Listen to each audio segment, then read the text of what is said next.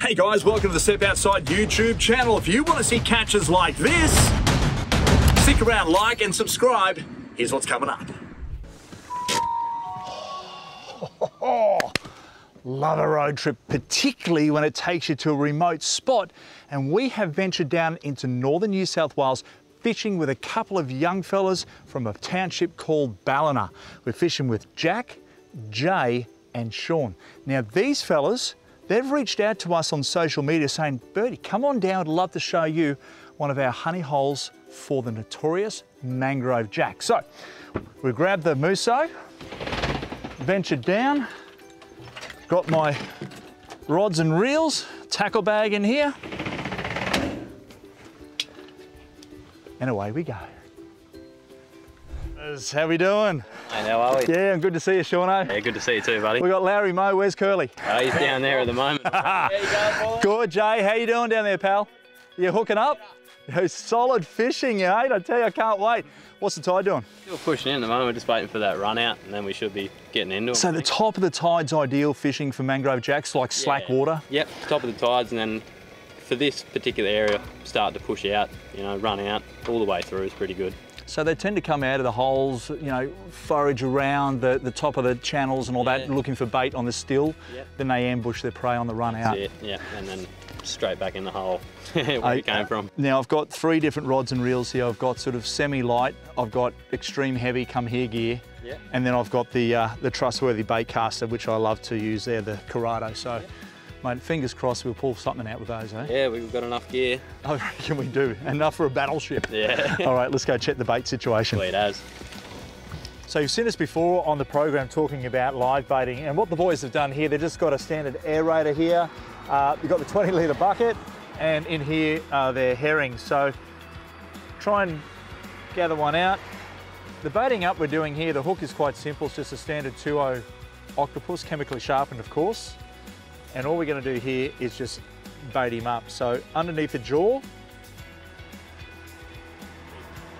in there, and just out through the nose, like that. That'll trail the fish straight into the current. He'll be able to swim around, and he's kicking, ready to go.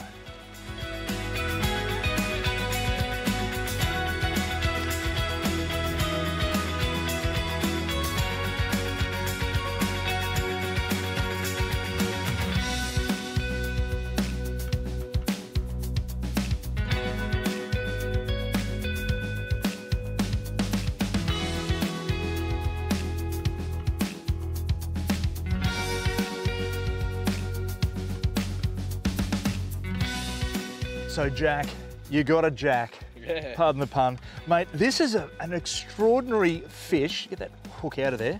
Such a small little hook for such a big mouth. Part of the Lugenus family. They've got these amazing canine teeth that'll just smash you and take you straight back into their territory, being rocks and snags and stuff. Mate, you've caught a lot of these things before. Absolutely. How'd it go? You couldn't ask for any other fighting fish. Mate, what's a tip for our viewers at home wanting to hit up Mangrove Jacks? Liveys. 100%. Live bait. Live bait. Don't use live gear, doesn't work. You just lose way too much gear. And I like to respect the fish, so not to fill their mouths full of hooks and have a leader and stuff hanging out of their mouths and whatnot. Because you're not running any sinkers, are you? No sinker, no. Because if you use a sinker, you're going to get caught in the rocks a lot. You get a lot more snaps. So the more natural the bait, absolutely, the more chance you're going to have a good hook up. 100%. Okay. Now, what do you do with the fish such as this quality? I know they're beautiful eating, and we are fishing in New South Wales, which doesn't mean anything, but it basically means that, you know, cast netting, you're not allowed to catch a live bait. You use exactly. Yeah. We jigs for use herring jig. Yeah. Okay. Cool. Catch our bait. Absolutely. Well, let's get him back in the water, mate. I do have to ask the question though before you do. Do you let your fish go where you're fishing, or do you let them go? Me personally, I don't. I try to move it away from where I'm actually fishing, just in case it spooks the other fish around. Not that I really know if it does, but just peace of mind. I kind of think so. And they're very hardy fish as well, so he'll swim away pretty quick. Easy. Good on you, mate. All right, time to get my line back out.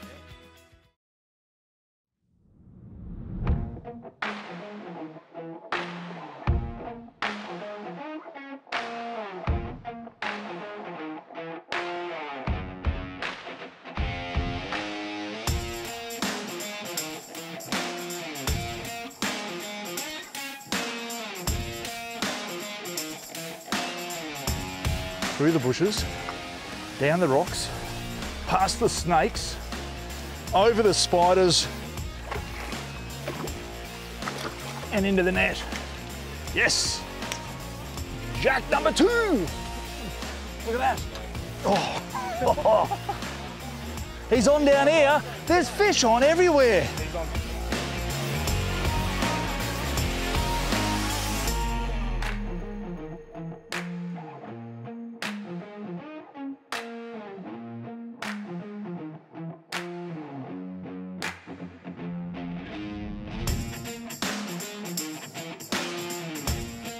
Northern New South Wales, the local hotspot with the local boys. This is a nice jack.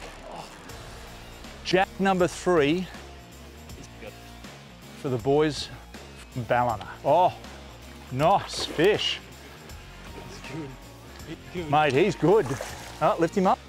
And into the net we go, son. Woo! Yes. Look at that. Yes. Oh my God. Look at the size of this thing here, everyone.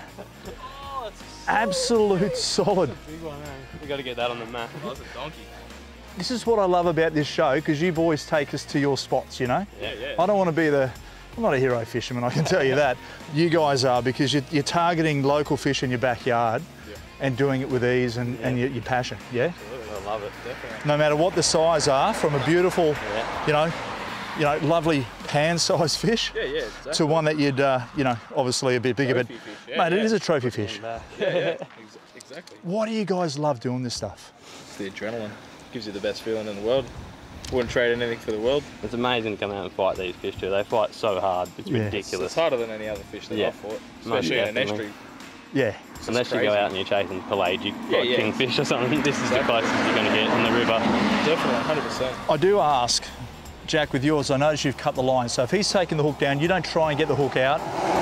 Not really, because it'll damage their gills. It's depending on where the hook is. If he's swallowed in his stomach, I might be able to cut it off at the knot and then just leave the hook in, and it should rust out within about 2 months or so. Perfect, so that way you're not touching anything down his Yeah, I gullet. don't want to damage anything inside him just in case. Beautiful. All right, we'll get him back, and with that, I'll get a couple of pics. Well done, boys. Him on the mat. Oh, I'm loving it. I've got to tie my leader on. Holy, it's a baby one. I've never caught a jack that small before. It's a jack? Yeah. That's a jack. Oh my God. Doesn't matter. It's a jack. It's 4. So needless to say, jack number 4, everyone. Jack number 4. Mate, he's pretty scruffed up. Absolutely. Jack, tell me what happened with this jack. Jack? Well, I didn't realise that he had grabbed it before I felt the bite, so unfortunately he got into the rock before I could feel it. So that's the bonus of having 50 pound. You got the little bit of leeway, you can drag fish out if need be. And you're going to need it there because that's pretty scuffed Absolutely. up, that fluorocarbon. Most of my leader, it's it's pretty 50 pound pretty black stuffed, magic. mate. It's needs replaced. And that's good leader too. You're running a bait caster. Yep. Direct feel. Yep. Absolutely. No kink in your line. That's the one thing I like about it, and it's just the click of your handle just to engage your drag. So unbelievable. There's no bail arm or anything involved. It's just one less thing you have to do, isn't it? Certainly is, mate. All right, I'll let you get that one back. Jack number 4. Right, let's turn these lights off and have a crack, eh? Fingers crossed. Gun! Oh! Literally had the line cast around that tree. This is the thing, you've got to perch yourself on the rock and get your line to drift under that tree. That's what the boys are saying, and that's where the fish are. So you've got to make sure you've got really, really good footwear on. So I got these Crocs footwear, and I tell you what, it's gripping to all the rocks, but I just got to get another bait in the water.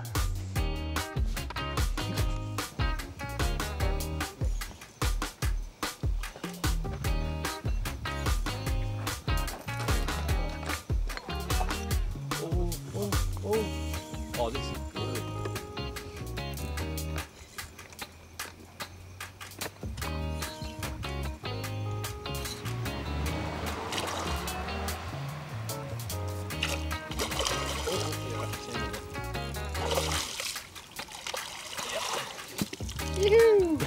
Here he goes. Oh my God, it's that fast. My hook's gone. Bang, bang. Like, bang, bang. It should be illegal. It's illegal fishing for the fish. They couldn't and shouldn't just go bang, bang into a rock. Mother fisher. No, oh my God.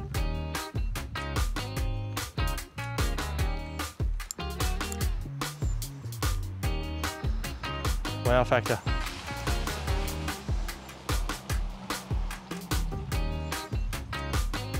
Nah, shut it down, mate. Ah, unbelievable. So I've started with that 6,000 OC bait runner, okay? So sort of 6 to 8 kilo. And then I thought, because I was just getting smacked, and I thought, right, I'll go up to 40 to 80 pound, you know, heavier Saragossa, 50 pound braid, all that sort of stuff there. Too heavy, you can't cast the light herring around the corner where the fish are. So put this one away and let's pull out the third option. And that, I need to get out of the car. Yep. Oh, that's a good one. This is it, he's under that tree. Now I changed the gear. Come on, baby. To my bait caster. And, oh, he's under there. He is under there. There he is. He's a cracker. Go on, man. Stoked. There we go. Mate. Shaun, come in close, buddy. Let's get you chatting to me here, pal. Whoa. It's a big fish. That is a magnificent, Jesus, Mangrove Jack. He's trying to bite me. Are you serious? Mate, unbelievable. Let's get a better grip on him here. Here we go. Now I've got you, mate. So I changed 3 different outfits, fairly light, all the way through. This thing is just wanting to eat my face. So let me get the hook out of him. Oh, there you go. And I ended up going to the bait caster. So with that was the Corrado 150 HD. It's of course, the digitally controlled, the DC model. So for at night time, for beginners, fantastic, and even experienced guys, if you can cast one of these things, you can do it at night time for anyone, which is fantastic. No overruns whatsoever. And fish like this, man, number 6. I know, we're on a roll, aren't we? 6 jacks. Shaun, does this happen all the time for you boys? Well, it's not all the time like this, but it is pretty good most of the time, yeah. Yeah, I love it. You know, with this show, it takes us to amazing places and we meet some amazing people, and we keep in touch with these boys. They reached out to us on Facebook and Instagram, and you know, here we are fishing their honey hole and introducing them to the nation. So these guys are fantastic anglers and some of the best in the business, and they, you know, they're just local boys fishing their favourite little haunts on a whatever night of the week it is, eh? Yep, whatever time we get a bit of spare time, we'll come out and have a good go. I'm sure he wants to eat your face or my face, I'm not sure. I think both of us. Really? Yeah, he's an angry fish. He's a boy, he's a boy. All right, look, we're going to pack it up now, mate. I'm sure we've still got a few more baits up there, but you know what? While our luck's on the roll, 6 out of 6. And I know Jack up there lost a couple as well. So it's been a fantastic night chasing jacks, and hopefully a few of those tips will get you along the way. And here's a few more for you coming up on your screen right now. Now here's some tips for catching mangrove jacks from the bank. A 10 kilogram combo spin or overhead is ideal, 60 pound fluorocarbon leader. Work a structured wall, that means anything with rocks, overhanging snags, trees, even bridge pylons. Fish the slack tide at night, it's ideal, they'll come out feeding. Use an unweighted live bait on a 2-0 chemically sharpened hook and give them line before striking, super important. And one of the most important things is fish with a lock drag and hang on. Good luck. And of course, thanks for watching Step Outside YouTube channel for lots of cooking and fishing action. Like, subscribe, and of course comment for more catches like this and cooking recipes.